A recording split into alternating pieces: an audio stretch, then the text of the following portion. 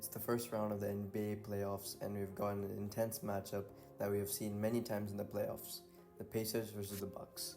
Let's break it all down from lineups to Game 1 stats and finish with a bold series prediction. These teams faced off 4 times during the regular season, with the Bucks taking 3 of those matchups. 129 to 117, it was the first game of the season. And then the Milwaukee Bucks won 120 to 112, and then they lost against the Pacers 115 to 114 with the Tyrese Haliburton game winner. And then the final game of the season that they both played with each other was a 126 to 119 score, which the Bucks won. The Bucks gave a lot of trouble to the Pacers, and even when they did lose, it was from the last minute game winner from Tyrese Haliburton, which shows how defensively they played. But we, as we know, the playoffs are a different level, and the defense will be more intense, as like how the NBA is right now, with the defense not being that severe and intense in the regular season, and players just letting other players go by. Here's what both squads are likely to roll out when fully healthy. The Pacers bring a balanced attack with playmaking, shooting, and versatility. At the point guard, the one, Tyrese Haliburton is their best pick. Shooting guard, Andrew Nembhard. The small forward position, Aaron Nesmith. And the power forward, Pascal Siakam. And finally, at the center is Miles Turner. This is probably their best starting 5, and with a great bench player at their 6th, TJ McConnell, or they can play Benedict Mathurin.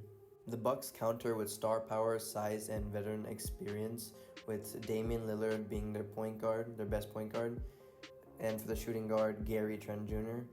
Then they have Kyle Kuzma, the small forward, who did not play very well in the Game 1.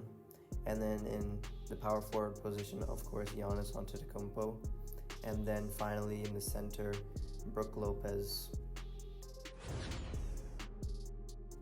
In Game 1, the Pacers won 117 to 98, with Tyrese Haliburton leading the way with 12 assists, 10 points, and 7 rebounds. Pascal Siakam with 25 points, 7 rebounds, and 2 assists.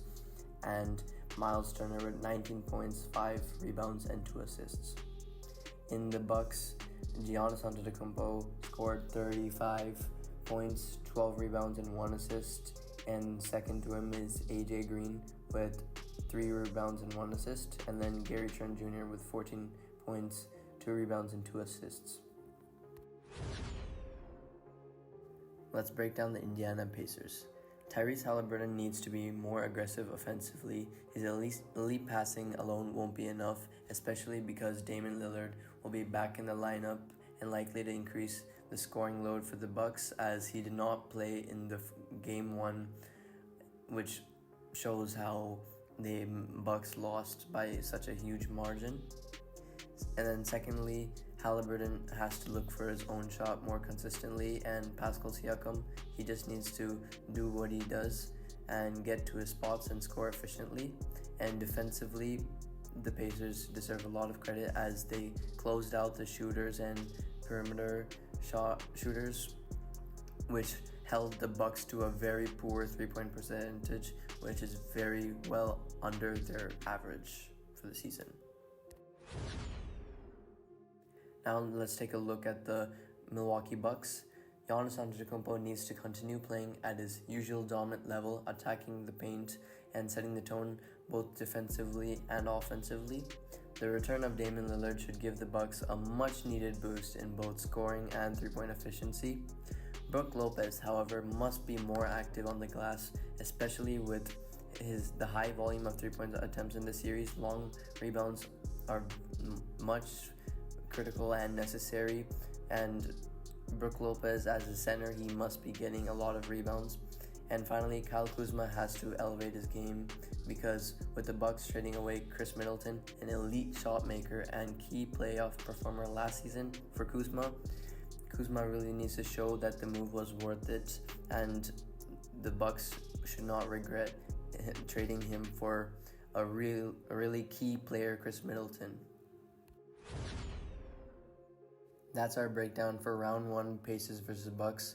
Who you got taking the series? Please drop your predictions in the comments, and don't forget to like and subscribe for more playoff coverage. I'll see you soon for the next video.